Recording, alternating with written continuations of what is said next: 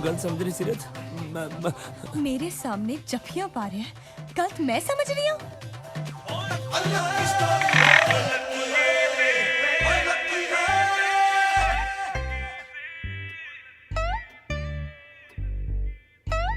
ਤਾਂ ਉਹਨੇ ਆਖਰੀ ਜੱਫੀ ਪਾ ਲਈ।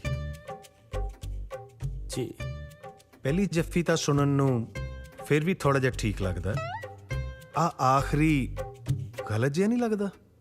पहली तो आखिरी इकट्ठी हुई सी जी। ਯਾਨੀ ਦੋ ਜੱਫੀਆਂ।